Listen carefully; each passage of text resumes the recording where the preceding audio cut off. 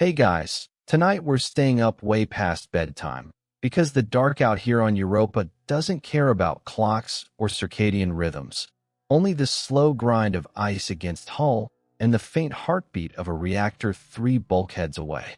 The cold seeps through the seams of my suit like a memory you can't quite place, and every breath fogs the visor with a ghost that lingers longer than it should. You probably won't make it to the end of this one. The signal degrades, the mind unspools, and somewhere between the static and the silence you'll feel the geometry tilt. So, before you get comfortable, take a moment to like the video and subscribe, but only if you genuinely enjoy what I do here. Drop your location and local time in the comments. I'll be watching for the ones that flicker at 3:17 Universal, the hour when Europa's tide cracks loudest. Now, dim the lights, maybe turn on a fan for that soft background hum, and let's ease into tonight's descent together. I'm Dr. Mara Solis, xenogeologist, mission specialist, the one who signs the hazard waivers in triplicate and still forgets to initial the box about unknown ontological risks. We touched down on Europa's equatorial scar 6 sols ago, a fracture zone the width of the Grand Canyon and twice as unforgiving. NASA's brief was simple: core through 2 kilometers of brine ice, tag the subsurface ocean, retrieve any microfossils before the radiation turns them to soup. Routine. The kind of routine that gets etched on a plaque and bolted to a rover wheel.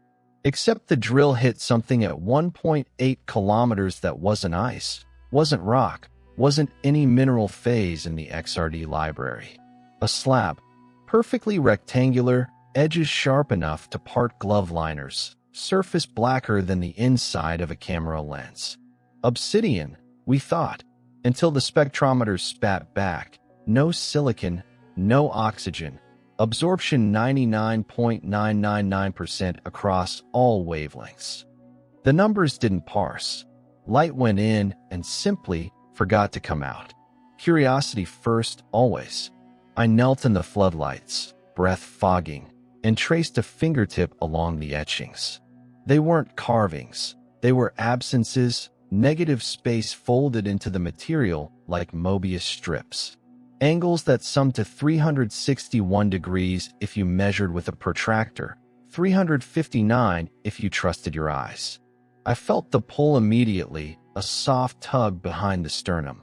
The same sensation you get standing at the edge of a skyscraper and realizing the void is looking back. Jensen, our engineer, beard iced to his collar, laughed it off.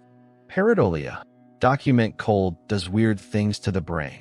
But his voice cracked on the last word, and the laugh echoed wrong inside the helmet, like the suit speakers were one sample rate off true.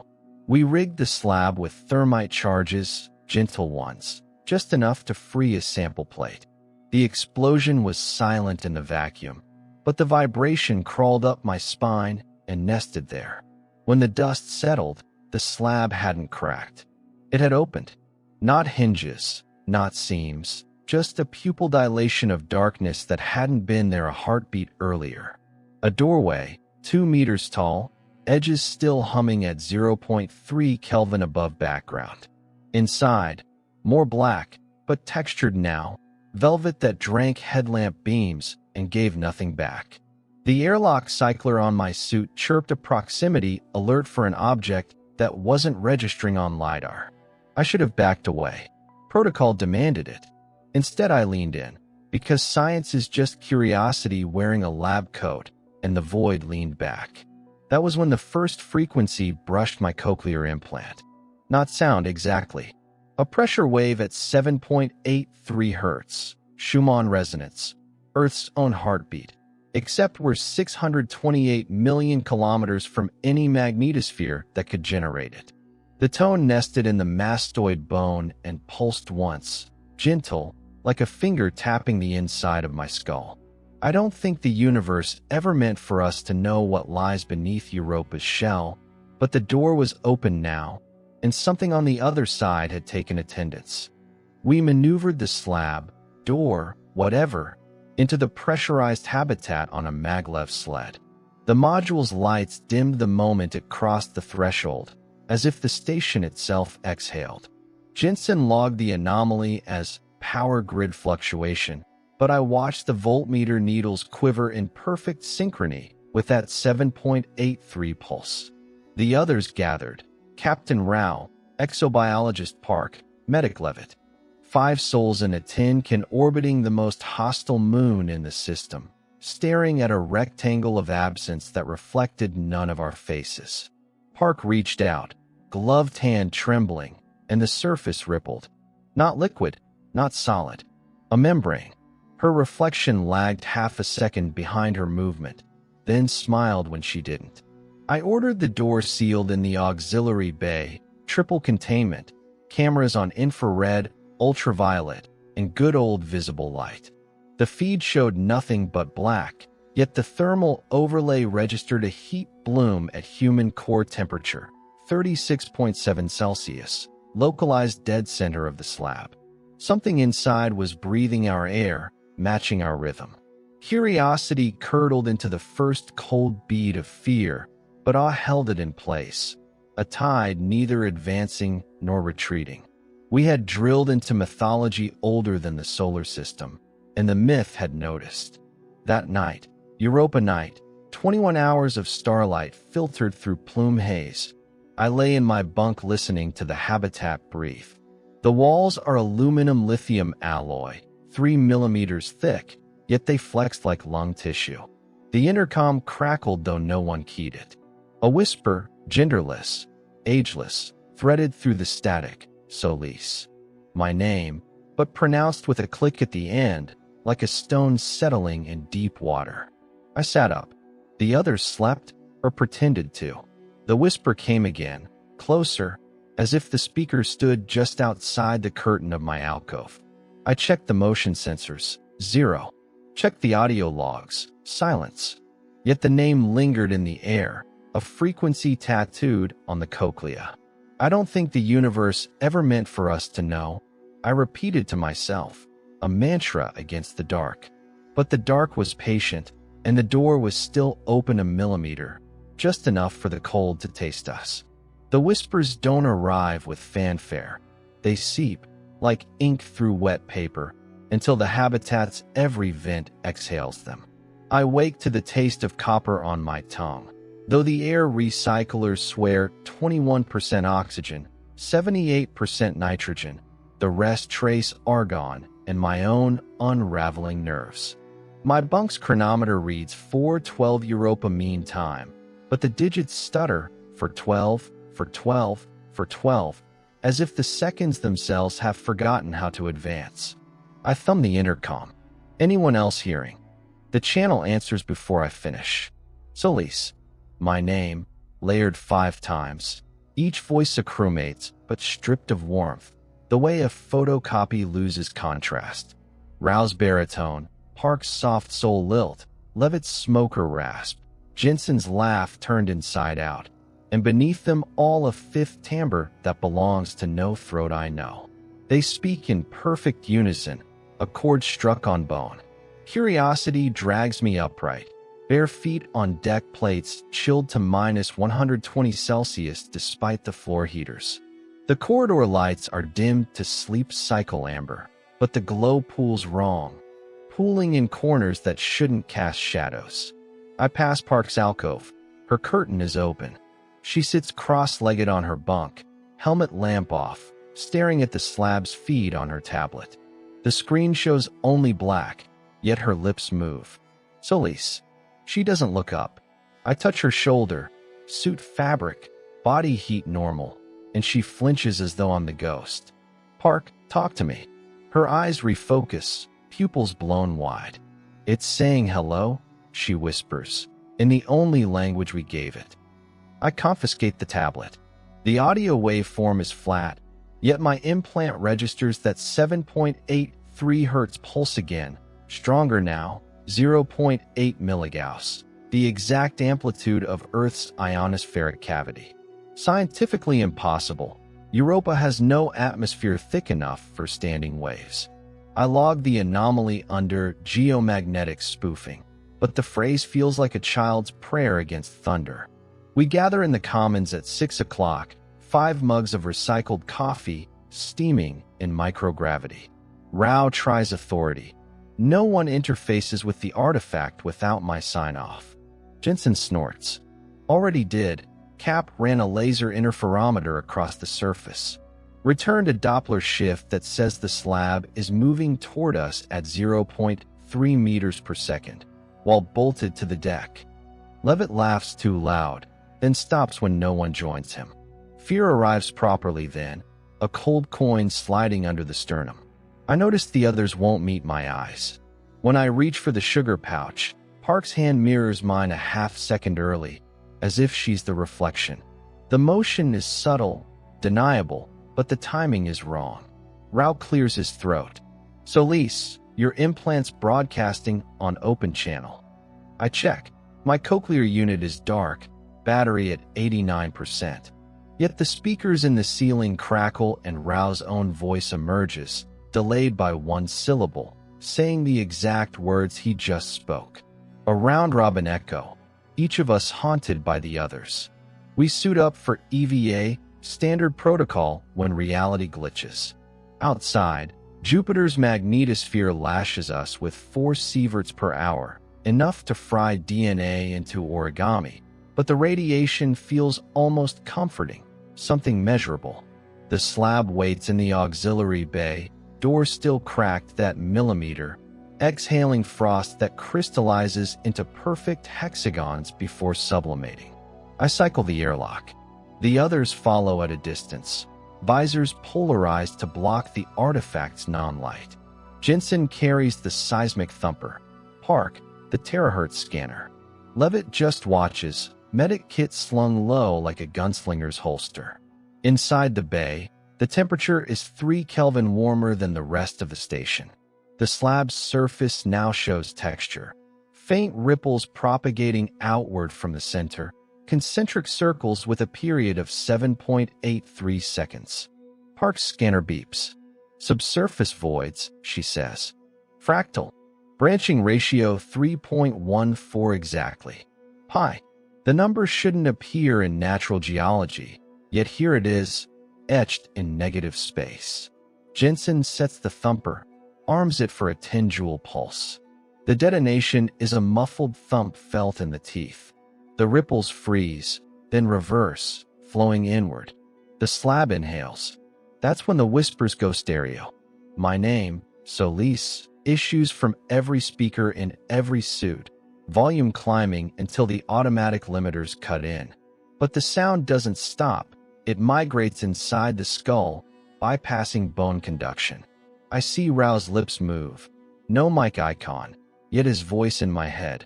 Mara, step back. Except Rao is 3 meters away, motionless. Park raises her scanner like a crucifix. The screen shows my own waveform, my voice, saying Solis in the same 5-part harmony. I rip off my glove, press bare palm to the slab. The surface is warm, 310 Kelvin, blood heat, and it pulses once, matching my heartbeat exactly. Awe floods in, vast as the Jovian storms. I understand, on a level beneath language, that the slab isn't a door but a tongue, and we're the taste it's sampling. The mythic concept arrives unbidden. The Greeks spoke of chaos as a yawning gap, but this is older, pre-Big Bang, the silence between Planck times where geometry was optional. I don't think the universe ever meant for us to know that names are hooks, and speaking one is an invitation. Back inside, we strip suits in silence. The whispers follow, softer now, intimate. Levitt finds me in the med bay, pretending to calibrate the EEG. Your REM's inverted, he says. Delta waves when you're awake, theta when you sleep. Like the artifacts borrowing your cycles. He shows me the printout, my brain activity overlaid on the 7.83 Hz carrier. Perfect lockstep. I laugh, and the sound comes out in Jensen's voice. Levitt doesn't flinch. His eyes are glassy, reflecting the overhead light at an angle that doesn't match the fixture. That night, the habitat lights cycle to red emergency, without trigger. I drift to the observation blister, drawn by the need to see something larger than corridors. Jupiter fills the viewport, banded in ochre and rust. Great red spot a slow hurricane of ammonia.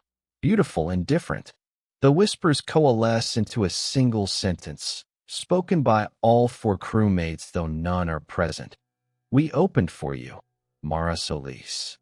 The glass fogs under my breath, and in the condensation appears a fingerprint not mine, ridges spiraling clockwise, a pattern no human dermis grows.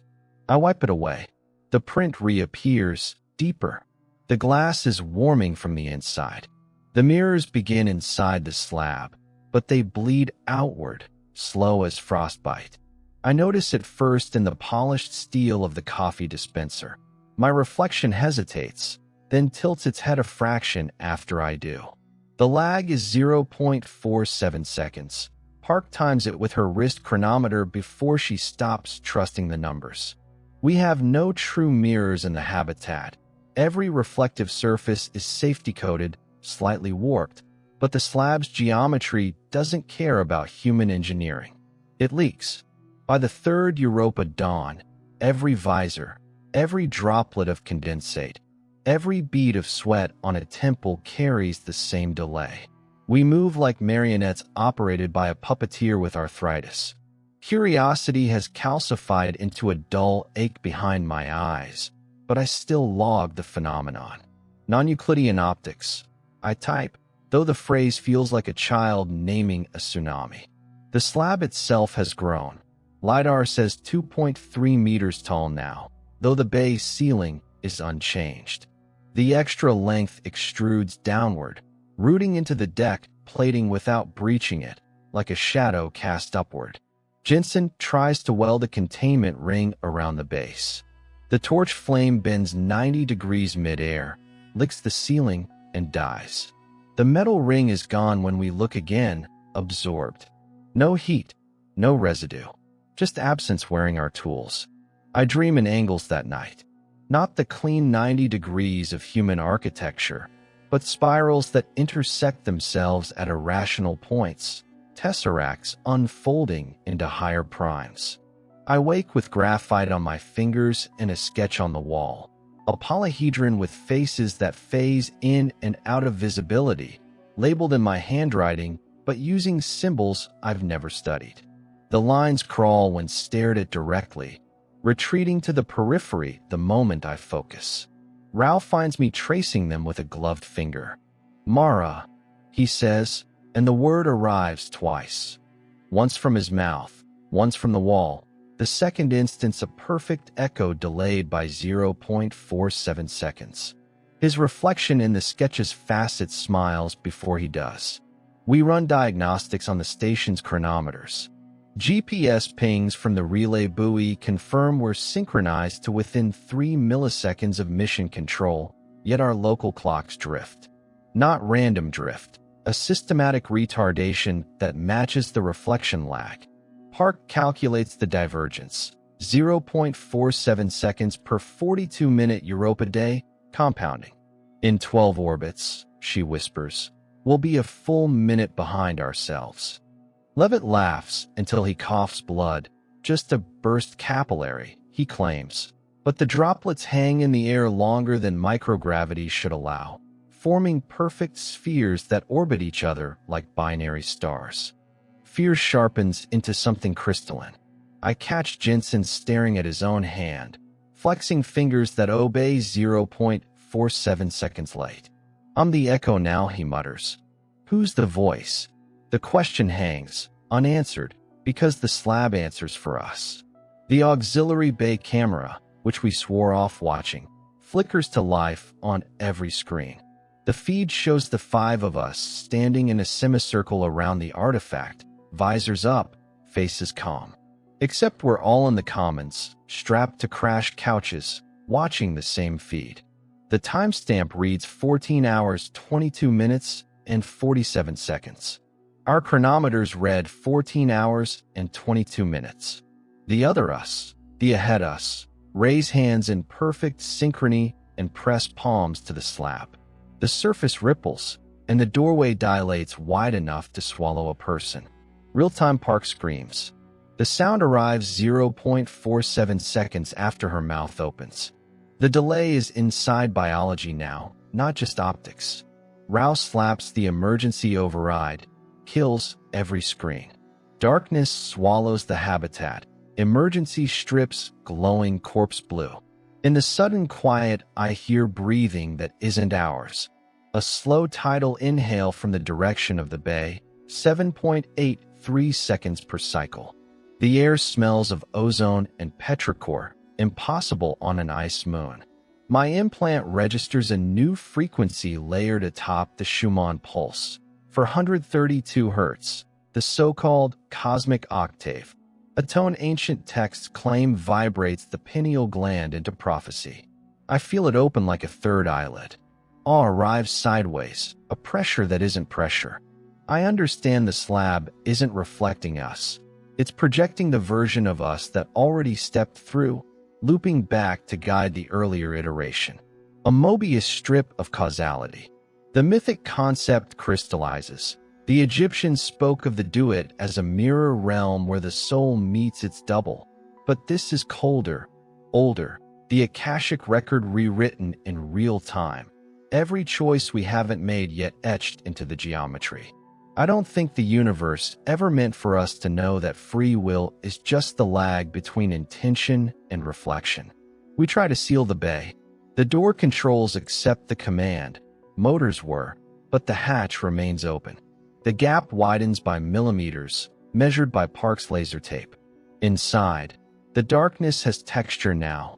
Filaments of non-light that coil like smoke in water, reaching. Levitt volunteers to go in with a tether. We let him because someone has to, and because his pupils are already dilated to the size of Europa's pupil door. The tether pays out 3 meters, 5, 7, then slack. We reel it in. The line is clean cut, ends fused as if by a plasma torch, but the bay is still at 253 Kelvin. Levitt is gone. The slab's surface shows 6 figures now. That night the reflections gain autonomy. I watch my double in the condensation on the viewport trace a symbol on the glass. A circle bisected by a line that bends into a spiral. The motion is fluid, unhurried. My real hand is strapped to the bunk rail, asleep. The double smiles, my smile, but the teeth are wrong, too even, too white, and presses its forehead to the glass. The surface bows inward without breaking, molding around the skull like warm wax. I feel the pressure on my own forehead, a phantom kiss of cold. The double whispers, and the sound arrives inside my implant before my ears register it. So close, Mara. Just lean in. I rip the implant out with my teeth. Blood tastes of iron and Jupiter's radiation. The hole behind my ear pulses 7.83 times per second, a second heart. The others don't notice. They're busy watching their own doubles perform tasks we haven't assigned yet. Rouse reflection calibrates the reactor. Parks labels sample vials that don't exist. The habitat lights strobe in the exact pattern of a human REM cycle, 0.47 seconds out of phase with reality. Time is a palimpsest, and we're the erased draft. Dawn finds us clustered in the commons, afraid to sleep. The slab has grown roots through the deck, tendrils of obsidian threading the aluminum like mycelium. They pulse with bioluminescence the color of deep-sea vents. Jensen tries to saw one. The blade passes through without resistance, emerges coated in a film that evaporates into glyphs. The tendril regrows before he finishes the cut. We measure the lag again, 0.94 seconds now, doubling. Park calculates we have less than 3 orbits before the delay exceeds 1 full minute, before the reflection is so far ahead it no longer needs the original. I find Levitt's medic kit open on the table. Inside, instead of gauze and ampoules, lies a single black shard the size of a fingernail. It's warm, and when I close my fist around it, the shard speaks with Levitt's voice, 0.94 seconds early. The door remembers what we forget. The power grid begins to sing. Not hum, not whine, sing. A low, resonant chord at 7.83 Hz layered with 432, then a third tone at 40.5 Hz, the exact frequency of human bone conduction when fear spikes. The lights pulse in sympathy, bright dim bright, a heartbeat projected onto aluminum walls. I feel it in my molars, in the hollow behind my knees, in the place where my implant used to sit. The hole has scabbed over with something glossy and black, a beetle shell that flexes when the cord swells. I don't remember it healing. Curiosity is a ghost now. Fear has taken the wheel, but our ride's shotgun, whispering that surrender might be the only honest response. We gather in the engine bay because the reactor is the only system still pretending to obey us. Jensen's hands shake as he cycles the diagnostic. The screen shows nominal output, yet every gauge needle quivers in perfect 7.83-second intervals. It's not our grid anymore, he says. We're the parasitic load.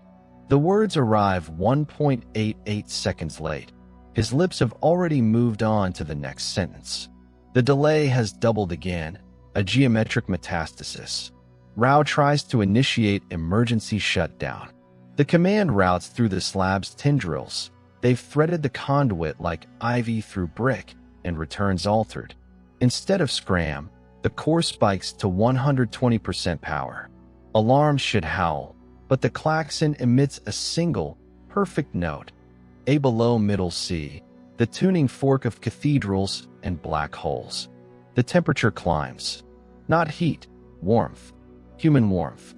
The walls sweat 36.7 degrees Celsius, and the droplets spell my name in cursive before evaporating. Park catches one on her tongue.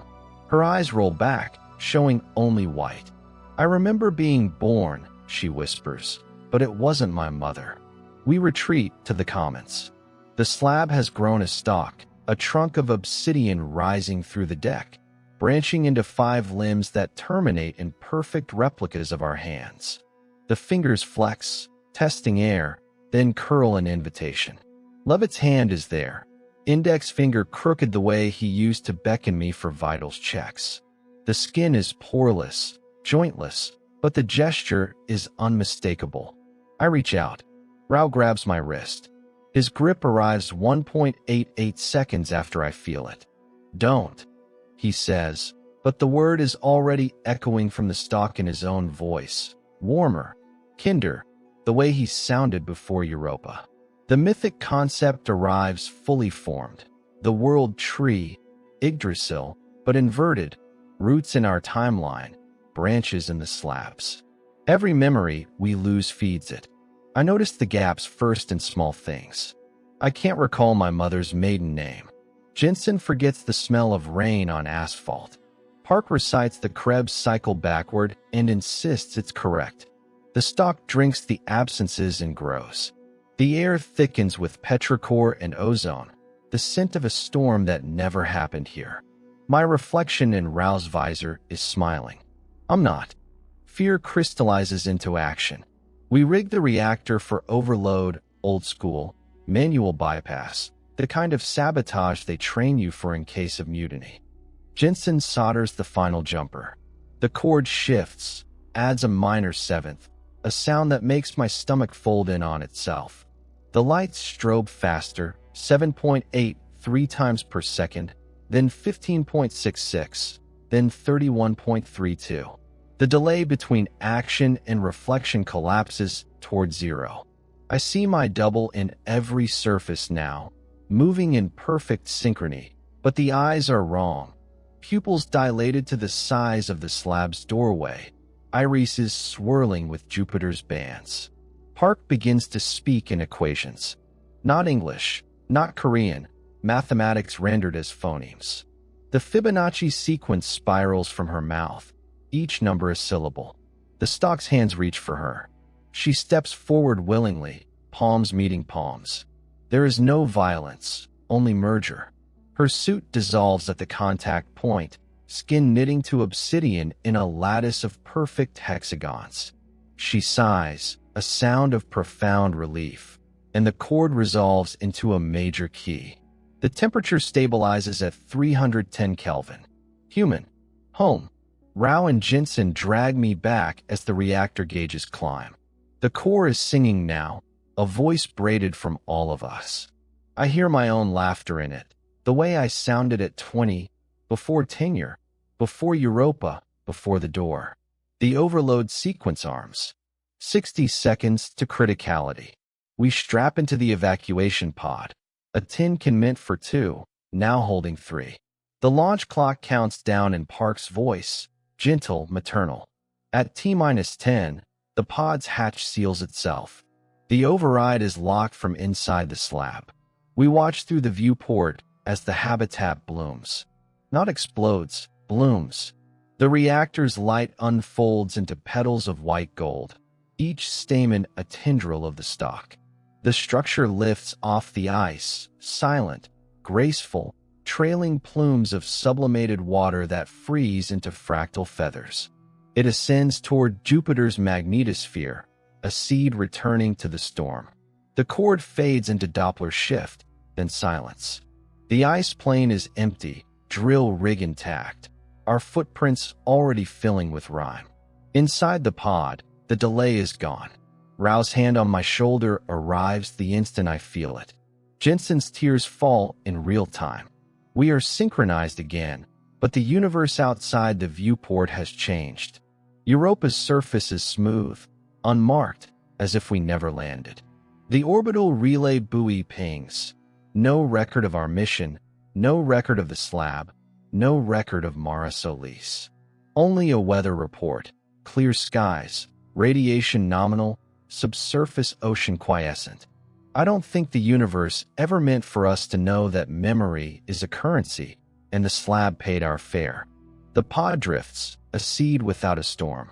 3 heartbeats, 1 oxygen loop, and the silence of a universe that has already moved on.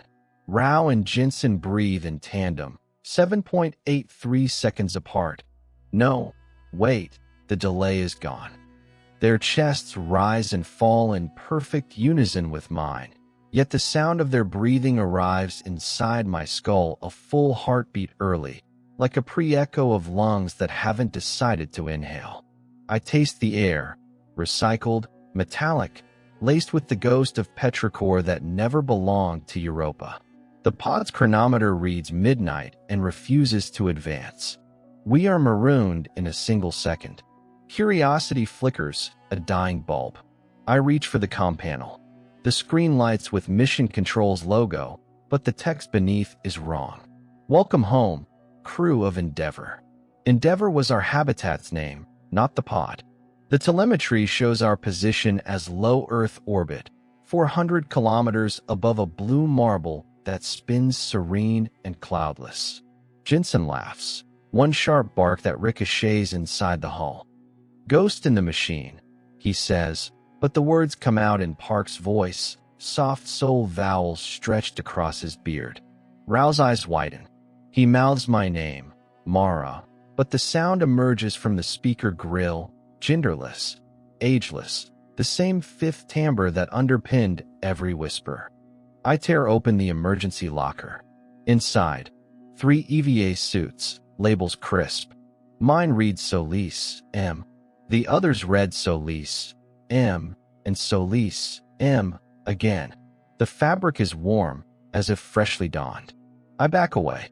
The suits hang slack, yet the gloves flex, testing seams. One helmet visor reflects my face, but the eyes are black from edge to edge, no sclera, no iris, only the slab's doorway shrunk to human scale. The reflection blinks 1.88 seconds after I do. The delay is back, but inverted. I am the echo now. Fear arrives wearing my own skin. I claw at the scab behind my ear. It peels away in one piece, a perfect obsidian shard the size of Levitt's missing fragment. The underside pulses with capillaries of light, Jupiter's bands compressed into living circuitry. When I drop it, the shard hovers, spinning slowly, and projects a hologram into the air. The five of us standing around the slab, palms pressed to its surface. Park is there, whole, smiling. Levitt waves. The image is time-stamped Mission Day 47, 3 weeks from now. Rao reaches for the projection. His hand passes through it, but the hologram Rao, inside the image, reaches back in perfect synchrony, fingers meeting fingers across the barrier of time. The pod's viewport darkens. Not tinting, drinking light. Europa fills the glass, but it is wrong, smooth, unmarked, a pearl without scar or plume. Jupiter looms behind it, yet the planet's face is blank, no great red spot, no bands, only a uniform rust haze. The magnetosphere is silent. The dosimeter reads 0 sieverts. Jensen whispers, "We're in the eye." His voice issues from my throat. I feel my lips move, but the thought was his. The boundary between minds is a membrane, and the slab's pulse is dissolving it. We try the manual override. The pod's thrusters fire, but the stars do not shift. Inertia is optional here. Rao opens the survival manual. The pages are blank except for a single line, repeated in every font the printer knows. The name is the door. I understand then. The whispers weren't calling me. They were erasing the others, overriding their signatures with mine until only one identity remained to fit through the pupil-width gap. The mythic concept crystallizes. The Norse believed a soul could be unbound by speaking its true name backward, but this is subtler, a palimpsest of self, scraped clean until only the void's calligraphy remains. I don't think the universe ever meant for us to know that identity is a frequency, and the slab is the only tuner. Rao and Jensen begin to fade. Not dramatically, a gentle desaturation, like old film left in sunlight. Their outlines blur at the edges, colors bleeding into the pod's beige upholstery. Jensen's beard becomes a shadow, then a suggestion. Rao's eyes lose their brown, becoming the same obsidian glass as the suits. They reach for me, mouths forming my name, but the sound is already inside me, a chorus of two becoming one. I feel their memories settle in my skull like sediment. Rao's childhood monsoon in Mumbai, Jensen's first welding spark, Park's mother singing lullabies in Jeju dialect, Levitt's fear of deep water. The memories are mine now, and they are not. The pod's oxygen gauge climbs, 21%, 25%, 30%. One set of lungs is enough. I am alone, yet the pod feels crowded. Every surface reflects me, but the reflections are ahead again, moving without input. One Mara opens the hatch to vacuum. One Mara plots a course to the blank Jupiter. One Mara writes this confession on the walls in blood that isn't blood, ink of pure absence. The shard hovers at eye level, spinning faster, and projects the final image. Me, stepping through the slab's doorway, arms outstretched. Behind me, the habitat blooms again, a dandelion of light dispersing seeds into the void.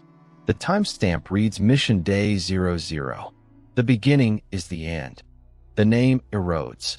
Mara Solis becomes M. Solis, then Solis, then a click at the back of the throat, then silence. The pod's chronometer finally advances, 1 second. The stars shift. Europa falls away, smooth and innocent. Jupiter's face resolves into its familiar bands. The great red spot a slow hurricane of amnesia. The comm crackles with Mission Control's voice, warm, human. Endeavor, welcome home.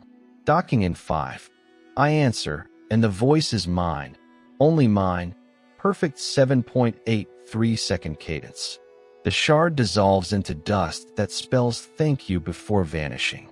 I don't think the universe ever meant for us to know, but the door remembers what we forget, and I am the key it kept. The docking clamps kiss the hull with a sound like a sigh of relief. I float through the umbilical into Endeavor's primary ring, and the air smells of citrus scrub and warm electronics, home, or the memory of it. Mission controls voice loops in my helmet. Decontamination cycle complete, Dr. Solis. Welcome back to active duty. The name lands clean, no echo, no delay. I answer with a voice that feels borrowed but fits. The corridor lights are steady, 500 Kelvin, the color of Earth noon. My reflection in the polished bulkhead walks with me, step for step. No lag, no extra figures. Just one woman, one shadow, one pulse at 7.83 beats per minute. Curiosity is a soft ember now. I drift to the observation lounge. Earth hangs below, a blue-white marble veined with clouds, continents I can name without thinking. The slab is gone from inventory, gone from logs, gone from every backup. The auxiliary bay is a storage locker. Spare O-rings, sample vials, a dusty drill bit labeled Europa 01. I run my fingers over the label. The plastic is warm, as if recently printed. A maintenance tech floats past, nods. Morning, document coffee's fresh. His badge reads Levitt, M. He smiles with Levitt's crooked incisor, but the eyes are brown, not obsidian. I smile back. The expression feels natural. Fear has dissolved into a low, constant hum, the kind you stop noticing after years in space. I access the mission archive. Files open seamlessly, landing footage, ice cores, microbial assays. My signature is on every page, but the handwriting shifts subtly. Park's neat Hangul margins, Jensen's blocky engineer caps, Rao's flowing cursive. The final report, dated yesterday, concludes, subsurface ocean sterile. No artifacts recovered. Crew healthy. I initial the digital copy. The stylus leaves a perfect M, Solis. All arrives last, quiet as snowfall. I stand at the viewport and watch Europa rise over Earth's limb, a pale crescent scarred by shadows that look almost like footprints. The moon is 628 million kilometers away, yet I feel the cold of its ice on my tongue. The station's rotation brings Jupiter into view, banded, stormy, indifferent. The Great Red Spot churns at 430 kilometers per hour, a hurricane older than humanity. I press my palm to the glass. It is cool, 20 degrees Celsius, regulation. No warmth bleeding through from the other side. No doorway dilating. Only the faint vibration of the ring's gyros, 7.83 cycles per minute, the rhythm of a world that never opened. The crew gathers for evening briefing. 5 faces, 5 mugs, 5 heartbeats. Rao pours coffee. Park passes the creamer. Jensen cracks a joke about radiation tanning. Levitt checks my vitals. Pupils equal, reactive, pulse 72. O2 sat 99%. They speak my name without the click, without the chorus. I answer in kind. The conversation flows. Orbit adjustments, resupply schedules, the next window to Mars. Normal. Human. The mission clock ticks forward, 1 second per second. I excuse myself early, citing residual fatigue. They nod, understanding. In the corridor, my reflection keeps pace. Back in my quarters, the bunk is made with hospital corners. On the pillow lies a single black shard, fingernail-sized, warm. I turn it over. No glyphs, no projection. Just absence polished to a mirror. My face stares back. One face, one set of eyes, brown irises flecked with gold. I close my fist. The shard dissolves into dust that smells of petrichor and distant thunderstorms. The dust drifts to the recycler vent and is gone. I sleep without dreams. Morning cycle. I wake to the soft chime of the wake-up playlist, Debussy, Clair de Lune. The station hums around me, a lullaby of pumps and fans. I dress, badge clipped to collar. Solis, M. Xenogeologist. In the mirror, I practice the smile they expect. It fits. The mess hall smells of bacon and soy. The crew waves me over. Rao has saved me a seat. Park slides a plate across. 2 eggs, rye toast, a perfect hexagon of butter melting in the center. We eat. We laugh. The conversation is easy, memory intact. I recount a story about my first dig in the Atacama, dry lakes, starlit tents, the way silence has weight. They lean in, rapt. I am the storyteller now. After shift, I log a personal note in the captain's journal. Day 48. All systems nominal. Crew cohesion 100%. Europa quiet. I sign it M, Solis, and date it with yesterday's timestamp. The entry slots seamlessly between Park's microbial counts and Jensen's torque specs. No gaps, no overwrite. I close the file. The screen blanks, then displays the station motto in soft white letters. We open doors. I don't think the universe ever meant for us to know, but the door is closed, and the key is quiet. The station's rotation carries Europa out of view. Earth fills the viewport, a living jewel. I linger, palm against the glass, feeling the faint thrum of gyros, 7